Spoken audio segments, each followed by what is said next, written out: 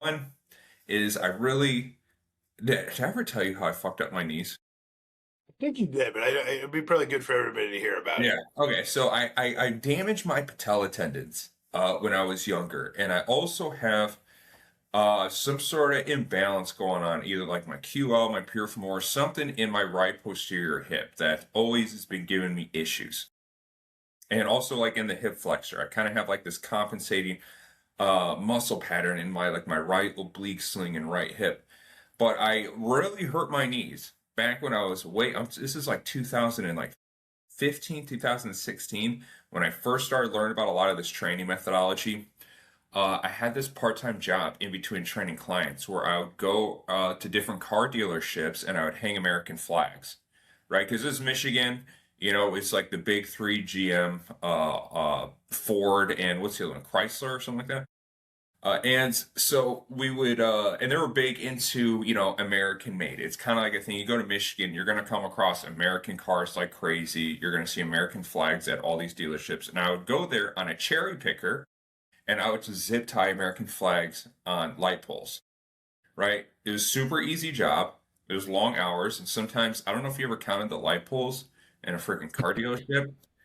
Sometimes it'd be up to 100 fucking light poles and I would have to go up, now, but the truck that I would do was like came up to about like chest level.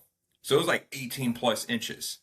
And I'm first learning about like shock method, right? I'm just getting into this type of training. I'm just getting really excited. And I was like, you know what? I'll get some extra strength in my legs by just dropping off this truck. I'm going to get some depth drops in.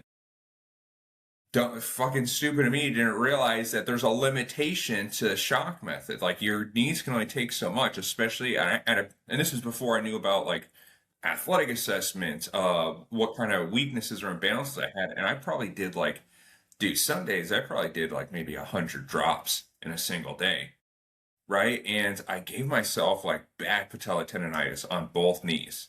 It just started showing up and I couldn't figure out what was going wrong.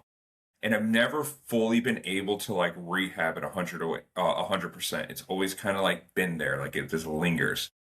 And so I've been using this UpSquat to see if we can fix it, see if we can improve my knees as best I can. Like, because who knows? I could have bone spurs. There could be other things that are going on, like with my patella tendons, that could be limit how healthy they feel.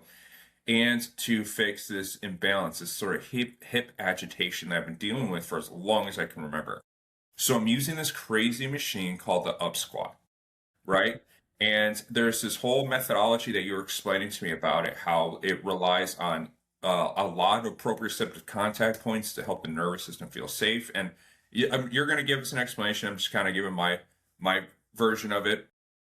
But if the nervous system has all these assisted points of contact, right?